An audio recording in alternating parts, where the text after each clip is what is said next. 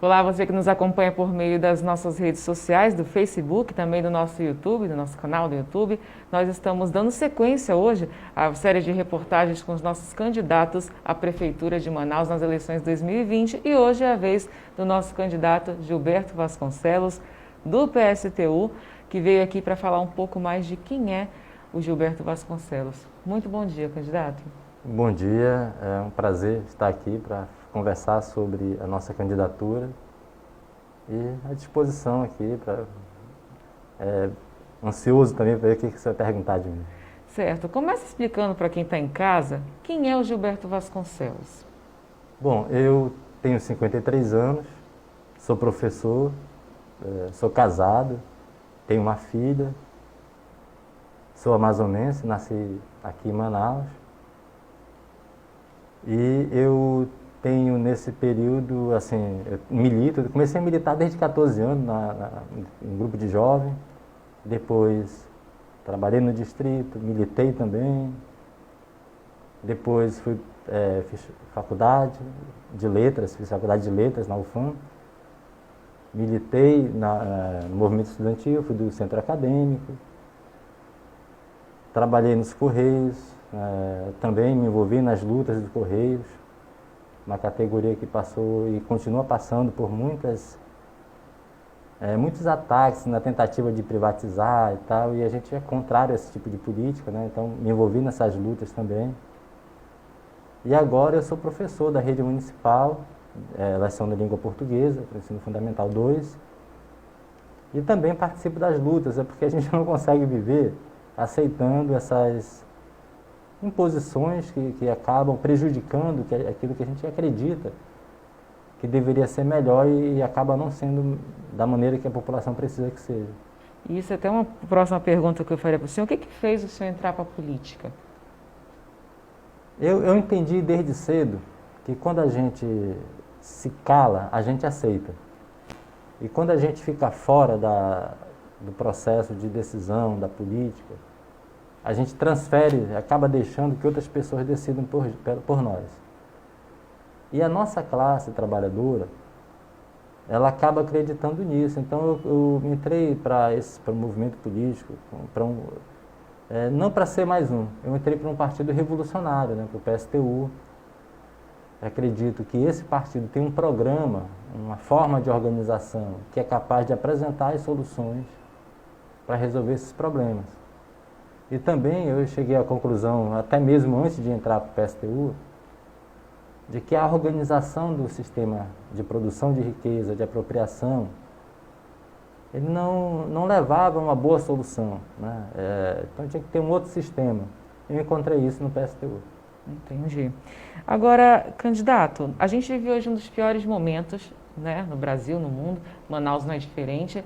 A gente sabe que por conta da pandemia a gente vive uma crise aí muito grande econômica, né? Existe um desemprego muito alto.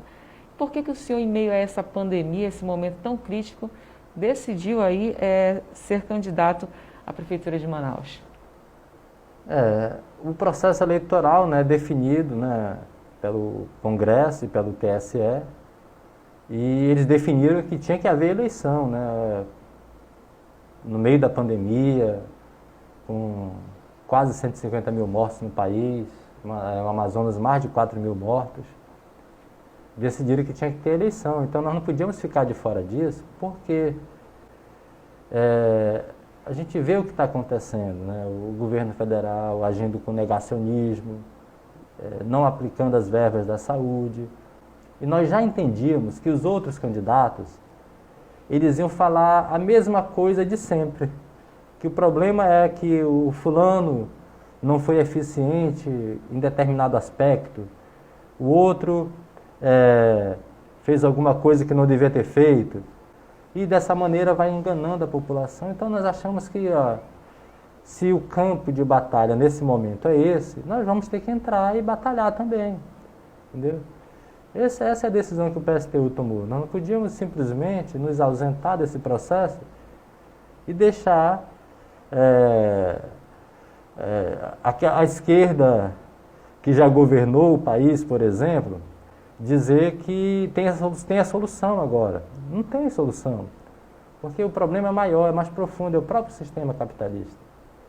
Então, por isso que nessas eleições a gente vê candidaturas da direita, da esquerda, e tem a candidatura revolucionária aqui no Amazonas, que é a nossa, né? É uma candidatura revolucionária.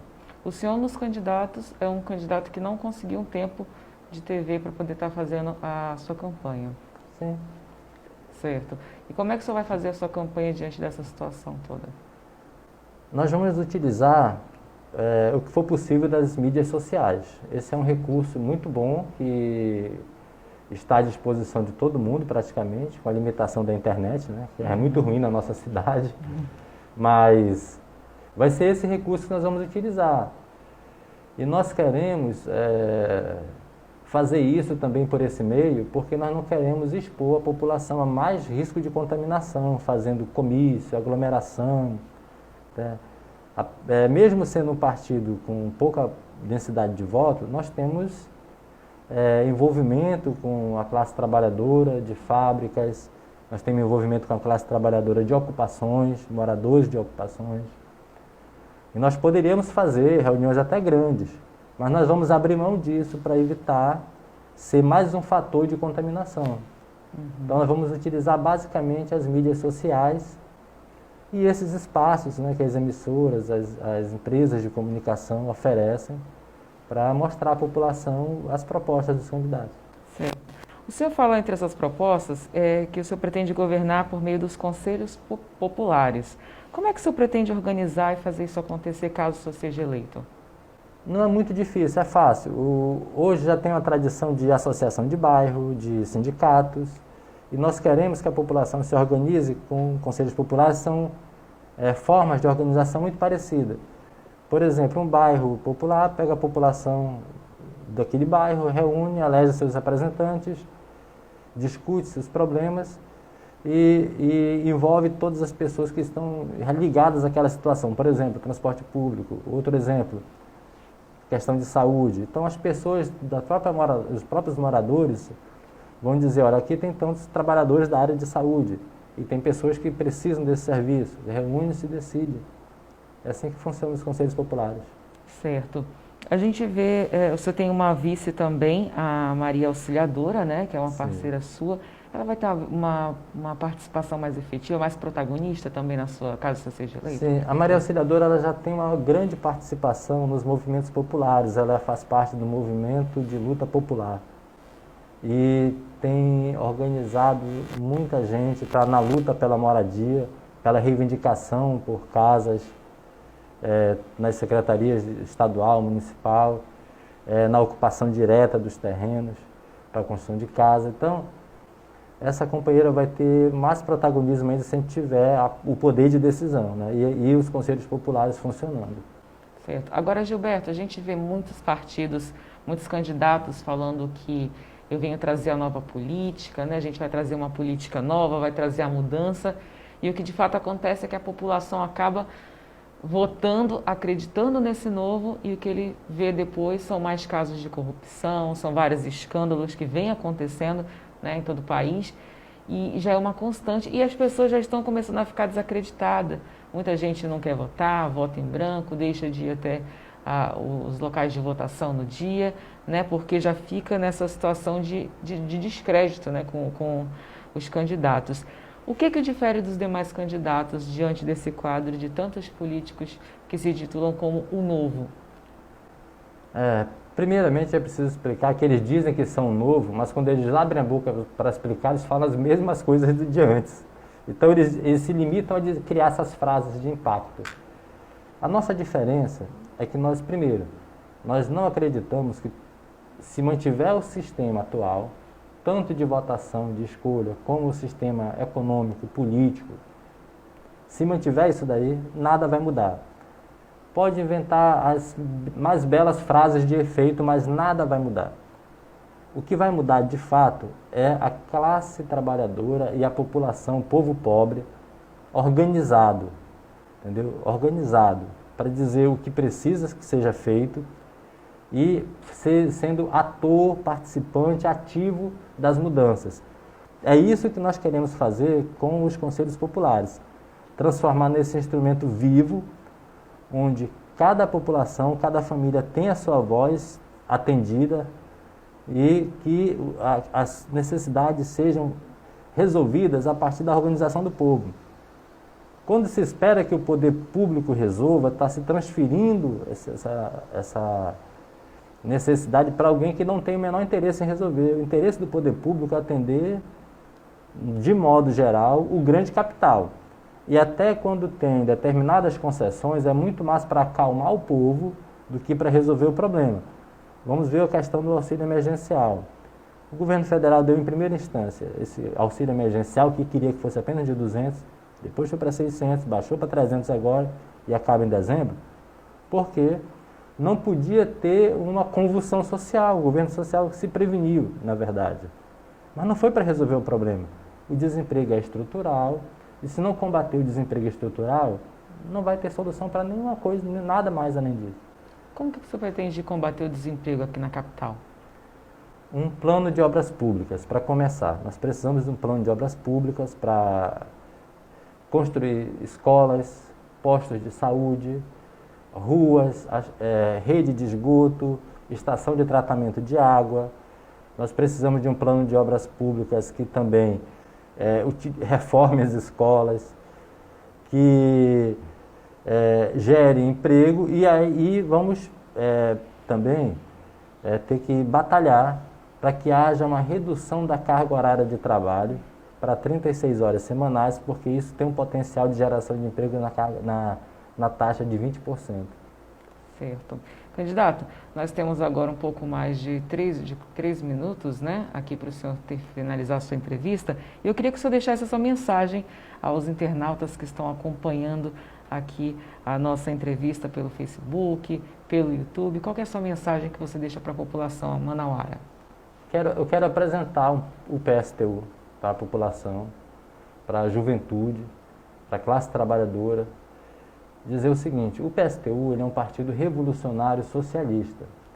Não é simplesmente um partido de esquerda. E nós queremos que vocês conheçam o PSTU, que vocês visitem as nossas mídias, @AmazonasPSTU, e queremos que venham construir esse partido conosco.